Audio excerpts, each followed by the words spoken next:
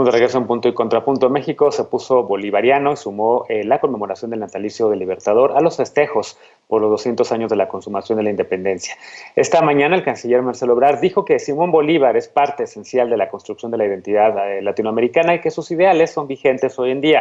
El nacimiento del llamado Libertador se conmemora este fin de semana aquí en México, en el marco de la reunión de ministros de la Comunidad de Estados Latinoamericanos y del Caribe, la CELAC, y a propósito del 200 aniversario de la consumación de la independencia de México. Veamos el contexto. Este 24 de julio se conmemora el 238 aniversario del natalicio de Simón Bolívar. Nuestro país es la sede para la celebración en el marco de la reunión de cancilleres de Latinoamérica y el Caribe, según informó el canciller Marcelo Ebrard, para engrandecer la unidad latinoamericana. Bolívar es una figura emblemática de la lucha de los países latinoamericanos por su independencia. La conmemoración de su natalicio es uno de los festejos marcados por el gobierno del presidente López Obrador a propósito del 200 aniversario de la consumación de la independencia, los 500 años de la resistencia indígena y los 7 siglos de la historia de México Tenochtitlán. El 21 de julio se presentó un billete de lotería conmemorativo del llamado Libertador. En el evento, el canciller Marcelo Ebrard atribuyó la conmemoración a que Bolívar acercó a las naciones de la región. A la ceremonia conmemorativa asistirá el presidente López Obrador, previo a la 21ª reunión de cancilleres de la Comunidad de Estados Latinoamericanos y Caribeños. Además, se cancelará un timbre postal conmemorativo y se realizará un conversatorio virtual. Con esto, México busca honrar los ideales de Bolívar, a quien se considera la figura histórica que mejor representa la lucha por la unidad latinoamericana y el Caribe. Nacido en Caracas en 1783, Simón José Antonio de la Santísima Trinidad Bolívar Palacios Ponte y Blanco encabezó el triunfo de la independencia del occidente de Venezuela, a raíz de lo cual se desencadenaron movimientos libertarios en Bolivia, Colombia, Ecuador, Panamá, Perú y el resto de Venezuela. En 1819, Bolívar presidió la Gran Colombia, integrada por lo que hoy es Venezuela, Colombia, Ecuador y Panamá, y disuelta 10 años después. Punto y contrapunto. Bueno, seguimos discutiendo esta noche el tema de América Latina y, por cierto, Anaí, el subsecretario de Relaciones Exteriores, Maximiliano Reyes Zúñiga, publicó un texto en Milenio en donde recuerda una historia que yo no sabía sobre Bolívar, y se las leo tal cual. En 1824, un diputado mexicano, Servando Teresa de Mier, propuso nombrar a Bolívar ciudadano mexicano en reconocimiento a sus aportaciones y a su triunfo en la independencia de la Gran Colombia. Para el 17 de marzo de ese año, el Congreso de México declaró solemnemente que el libertador Simón Bolívar es ciudadano de la República Mexicana. A ver, evidentemente sí es un personaje Bolívar histórico, importantísimo, Anaí, pero más allá de eso, creo que en el fondo también está lo que no se ha logrado, que era ese sueño que tenía Bolívar, un poco tal vez inspirado también por lo que habían logrado los padres fundadores de Estados Unidos. Los había leído a ellos, le gustaba el tema del federalismo y la unión que se había hecho al norte del continente, y soñaba un poco también con una especie de federación de la América Latina de toda unida, ¿no? Estamos hoy más unidos que hace algunas décadas, hay menos diferencias. Es México hoy, digamos, una especie de líder latinoamericano ante lo que hemos visto que está ocurriendo en Brasil con Jair Bolsonaro, que por cierto está enfermo y ha tenido problemas de salud y demás. Está México convirtiéndose, digamos, en ese líder regional que me imagino que el presidente López Obrador le gustaría ver a México. No, Genaro, a mi parecer no estamos más unidos. Yo creo que, como comentaba el bloque anterior, desgraciadamente la pandemia nos vino a mostrar un, creo yo, hiperindividualismo, y también se trata en cada una de las regiones. Pudimos haber optado por, y es lo que justamente la Secretaría de Relaciones Exteriores está intentando, una mayor cooperación, y que justo es un tema de voluntad. Pero bueno, para ser sincera, no creo que estemos ahorita hablando de una integración, ni siquiera de una cooperación o de una unidad, mejor dicho. Creo que cada quien está mirando y está tratando de existir o de subexistir. Es por eso que tenemos tantos problemas, o es por eso que América Latina justo ha tenido tantos problemas en tema económico, en tema político y por supuesto que en tema social. Vimos en días pasados lo que ocurrió en Cuba, desgraciadamente, el poco acceso que hay a las medicinas, ya ni hablar de los alimentos, que obviamente la sociedad cubana pues va a llegar, o llegó a ese punto en donde ya está harta o ya está cansada de no tener el mínimo acceso necesario que necesitan para poder vivir.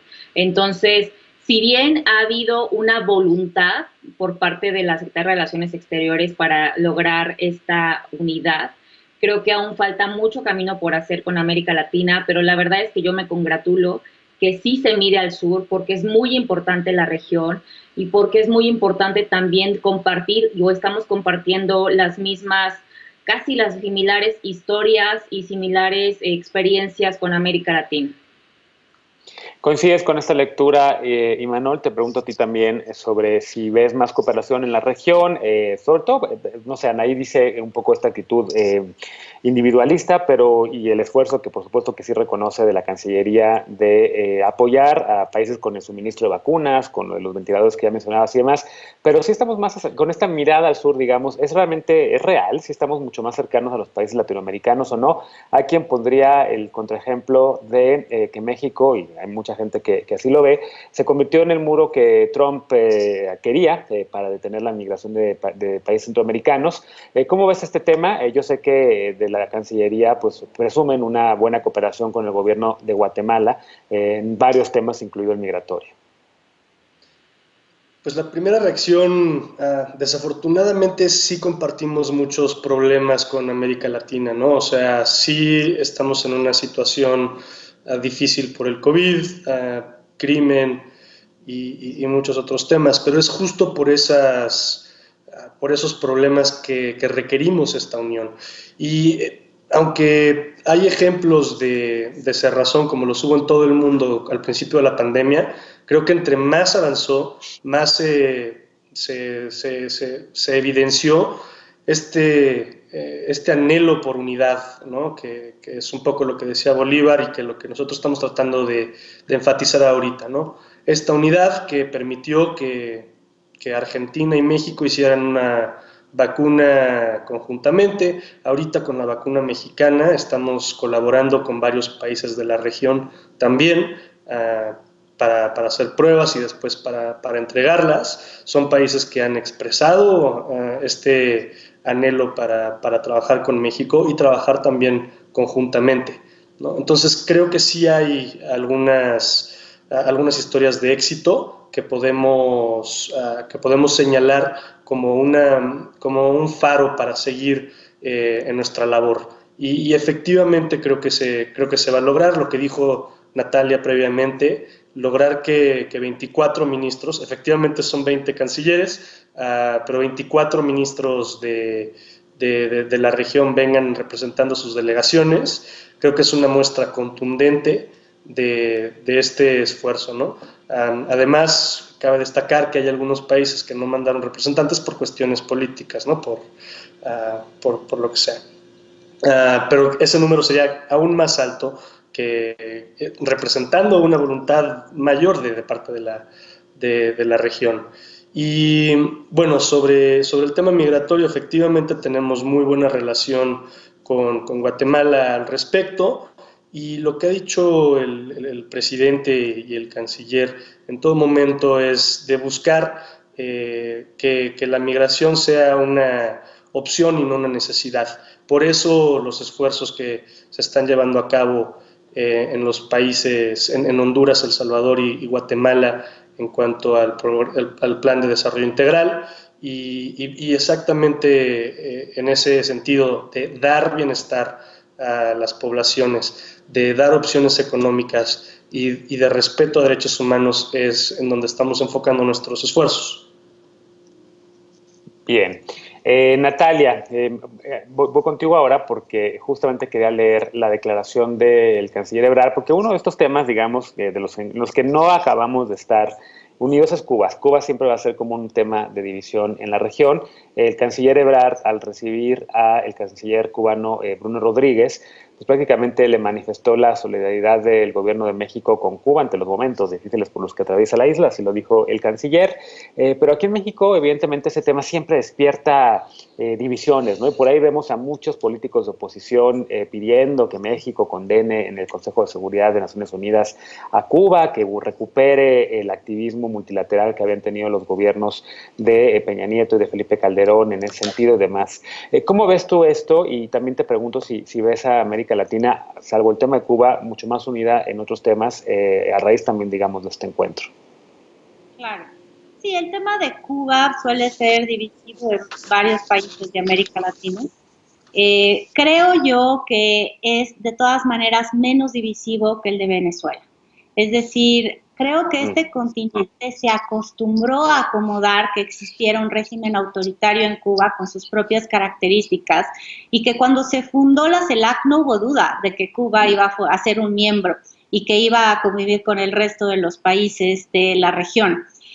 Creo que además en algún momento, por ejemplo, hubo un deshielo en la administración Obama con Cuba y Cuba de hecho se convirtió en un estado que ayudaba a la distensión de problemas políticos en el resto de la región. Dicho de manera rápida, la negociación de los acuerdos de paz entre el gobierno de Colombia y las FARC, en las cuales el gobierno de Cuba fue muy importante. Entonces, creo que el tema que divide a la región no es tanto Cuba, sino es Venezuela. Y ha sido Venezuela, sobre todo desde la reelección muy dudosa del presidente Maduro en mayo de 2018, en donde realmente se empezó a polarizar la región, porque además algunos empezaron a reconocer como presidente legítimo a Guaidó y otros como México sostuvieron el reconocimiento al gobierno de Maduro, y a partir de ahí es que se genera esta gran fragmentación en la cual ni siquiera se pueden sentar a la mesa, que cuando yo mencionaba eso tiene muchísimo que ver con la política frente a Venezuela, no frente a Cuba.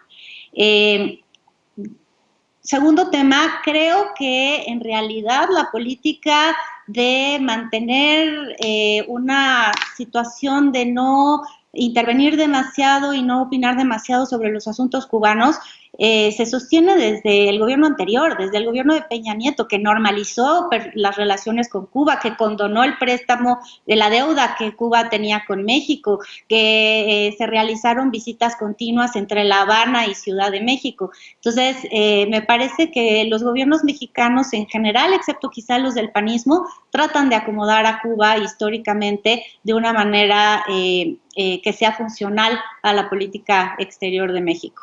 Y finalmente, no veo a América Latina más unida, ya lo decía Anaí, hay muy pocos asuntos en los cuales podemos conversar, y por eso es que haber encontrado agendas técnicas que son políticamente menos agudas ha sido la única manera de reencontrarnos, ¿no?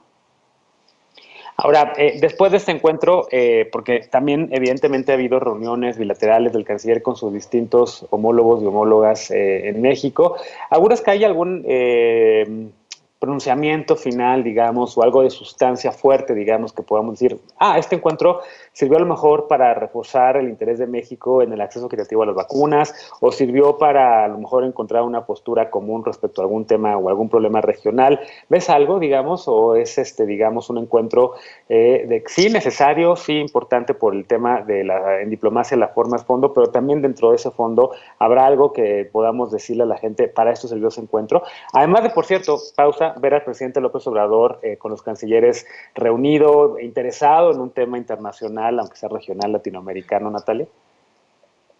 Bueno, a ver, también las reuniones multilaterales sirven para tener reuniones bilaterales, ya lo habían mencionado aquí en el programa. Entonces, creo que las cosas más concretas también surgen de esas reuniones bilaterales, de las cuales no nos vamos a enterar realmente de cuáles son los contenidos específicos, pero se utilizan, por ejemplo, para, no sé, me imagino hablar sobre cuestiones que tengan que ver con peticiones de vacunas a México. Me parece que sería muy natural que varios de los gobiernos pidan que las vacunas AstraZeneca que México está produciendo puedan llegar también a sus países más pronto. Con Ecuador estamos negociando un tratado de libre comercio que está medio atorado. Me imagino que eso es parte de la conversación bilateral. Creo que hay además una serie de candidaturas que México tiene sobre la mesa que quiere negociar apoyos por parte de otros países. Entonces, lo que te quiero decir es que el resultado de este tipo de reuniones, digamos, los puntos más concretos muchas veces son los que se quedan, pues, digamos, en la discreción de la conversación diplomática, y después vemos las declaraciones que parecen menos sustanciosas. Y finalmente creo que una cosa que puede ser interesante ver en este contexto es que estén reunidos en el mismo espacio y sin pelearse la canciller vicepresidenta de Colombia, Marta Lucía Ramírez, y el ministro de Relaciones Exteriores de Maduro, Arreaza. Digamos, si todo pasa de manera tranquila y no hay ningún, ningún asunto que relatar sobre eso, ya va a haber valido la pena, porque son dos gobiernos que realmente no se encuentran en espacios multilaterales. De acuerdo. Déjenme hacer una pausa y regresamos precisamente para el último bloque de la noche. La doctrina Estrada ha sido uno de los ejes fundamentales de la política exterior mexicana. Desde diciembre de 2018 lo revivió este gobierno, promoviendo el diálogo interno, la no intervención y la colaboración regional. ¿Cómo ven los expertos de esta noche el desempeño mexicano diplomático, sus relaciones con América Latina? Volvemos con este tema a punto y contrapunto, no te vayas.